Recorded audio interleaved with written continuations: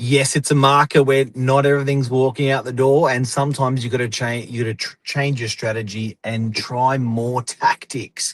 We're going to talk about the tale of a sale on a property where the first buyer fell out, the second buyer fell out, and the third buyer went for gold. Stay tuned for the story of a DY unit selling.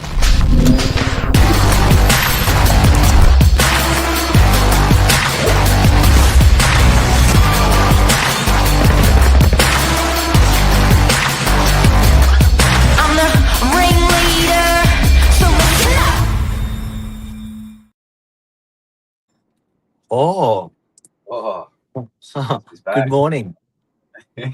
Good morning. Good morning. How are you? Good. Josh Wapshot, real estate extraordinaire, aka The Economist. Mark Novak, real estate agent of 30 odd years. And we want to talk about some experience and strategy that we applied to this particular sale. The address, Josh? 316/7 Maramba Road, DY. Yes. Yep. This was interesting. Tell us about the unit. Yeah, so this unit here was beautiful northwest facing. It was a little bit unconventional. It was actually a one-bedder that had been converted into a two-bedder. Basically, they'd changed a bit of the balcony area to become a second bedroom. All OC approved, done by Strata, so it was all done in good order. But yeah, a bit of a different floor plan, but very light. And then a garage space downstairs where you were limited for height, but about a 43 square garage. So a bit of an interesting one, but it definitely got the attention of a few buyers. And then I believe the Mr. Market, or what everyone's hearing every night they go home and turn on the telly, gave a few buyers some nervous Nellies. Yeah, definitely. A few nervous Nellies, but all in all, considering the market and having three buyers lined up, we were done in about 5 inspections. So, about 23 odd days on market. It's about the average at the moment, or a little bit under the average, but still a compelling push to the finish line, and probably even more so just highlights the importance of, even when a property goes under contract under a 5-day cool off, continue to show the property. Because nothing is secured until you've got that unconditional exchange. So a bit of a brief on the property there, Mark. Yeah, so the first one, so this was interesting because the owner said, look, not really keen on spending any money. If you can rent it. If you can sell it, sell it. So didn't want to invest in realestate.com.au, which is $4,500 just to go on their website. And he said, look, just see how you go. And it was quite a experienced seller, older gentleman, and sort of knew what he was doing. Now, very quickly, we had an offer accepted, and I think that was circa 880 at the first offer. Correct. I think we were a little bit surprised when we rang up and submitted the offer, and he said done. Yeah. No, we were like, we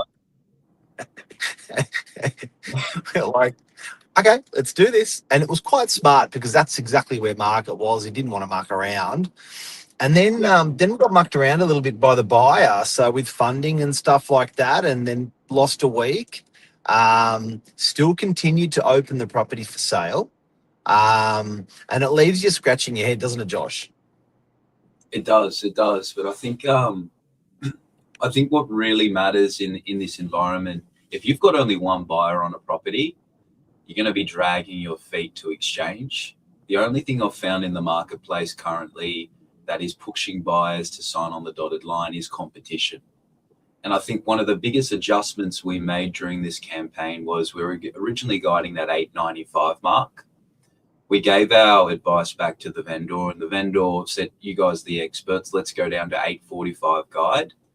Within the next week, we had another offer at that 880 mark that had been worked up to that 880 mark where the buyer had seen value. And there was a traditional two-bedder in the block that had sold for roughly $10,000 more.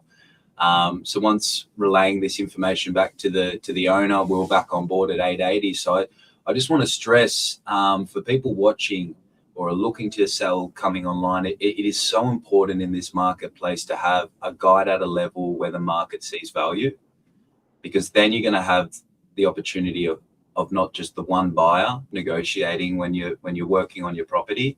And like I said, when you're working with that one buyer, they seem to be putting their foot down in terms of terms and what they're willing to push. The only time I've seen buyers really jump over each other in this market is when there's competition. So as soon as we lowered that guide, open numbers went straight to about 5 groups through on the Wednesday.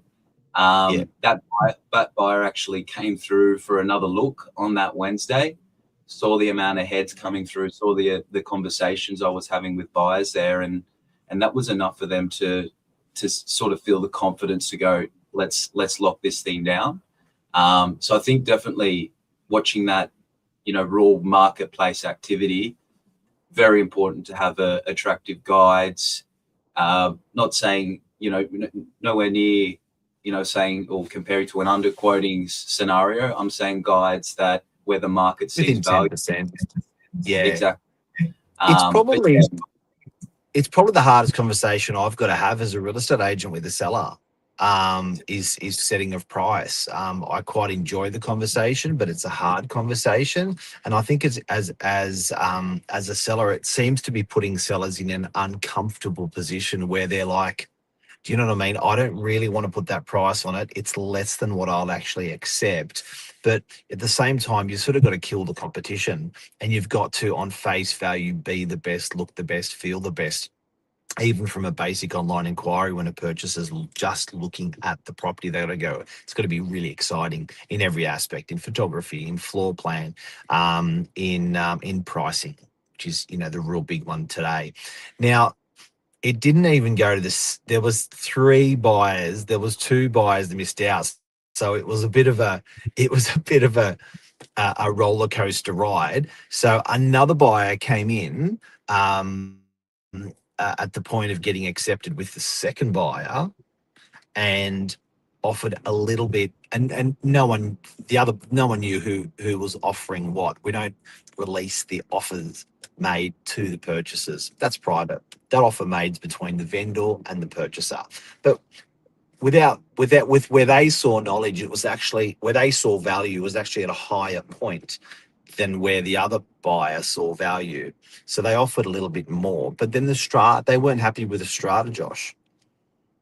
Yeah, no, it was that as well. And actually a little bit of a funding issue for these guys as well. These guys were first home buyers. And to give you guys the back end of the story, essentially we had offer accepted, came in with an inquiry.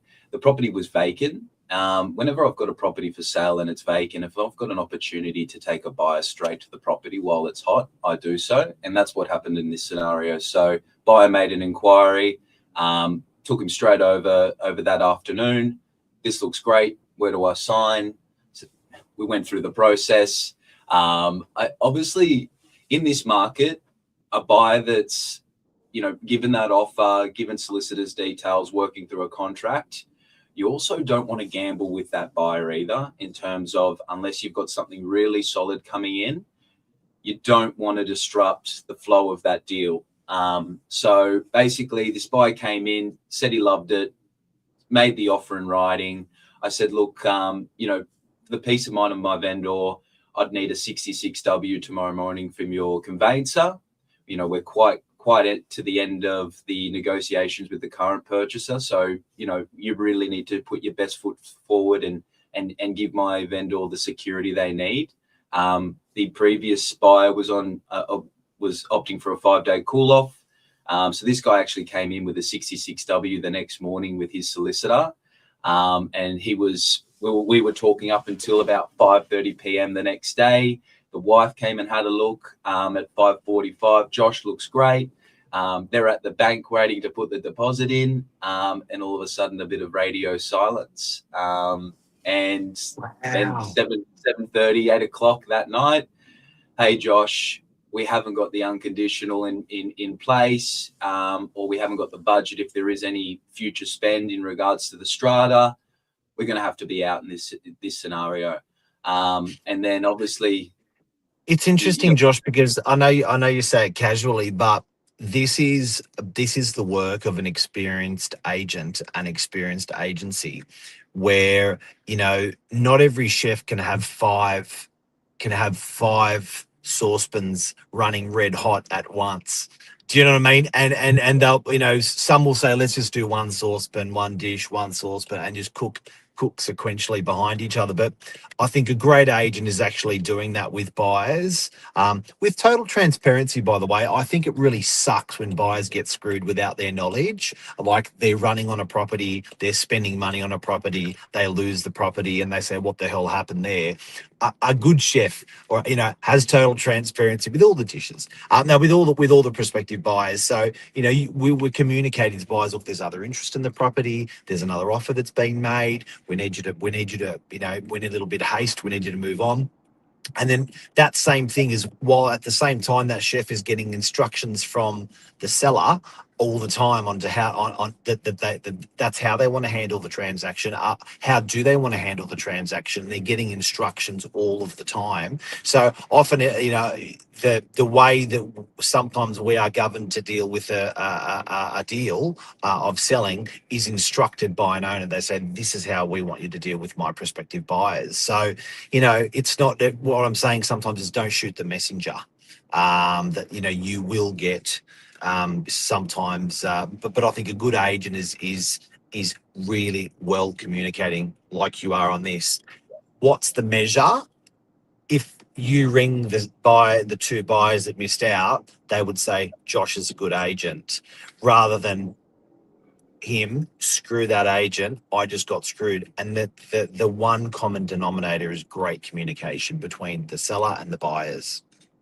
Definitely, I think that's number one, Mark. If you set the ground, you lay the land, so to speak, with the buyers up front, and you give them that communication that's live as things are progressing, you're not going to have those uncomfortable conversations. At the end of the day, they don't understand you work for the vendor, and it's property's not sold until it's exchanged. Best offer and terms that suits the vendor is going to win the business. So that was one of the big things when you've got multiple buyers on a property, especially when they're close to transacting. Number one thing, communication. And as Lisa said, in the market, you need to list with agents that are getting properties sold. Look, absolutely. If you go to realestate.com.au or domain.com.au and look at sold properties, those guys that have got success right now in this changing market, they're the ones that understand how to give good advice and transact with purchasers and with sellers, because some purchasers just need that helping hand and advice and strategy, and some sellers need that strategy and helping hand as well. The great agents are doing that, and that's the sales that are happening. Definitely. And I think if you've built that trust with your landlord, where they go, hey, you're the expert in this field, I'll be guided by you. If you've built that trust with your vendor and they see that ability in you, it tends to follow through to the deal in its successes. And this is a prime example of one. 2 weeks in, price adjustment, competitive environment amongst buyers. Met the market. Changed. Met the market. Exactly. Thank you, Mr. Mapshot. Everyone, I hope this helped you, particularly if you're selling at the moment or going to be selling. I hope this advice helped you along. Thanks, Mark. See you guys. Have a great day. Cheers. Bye. Bye.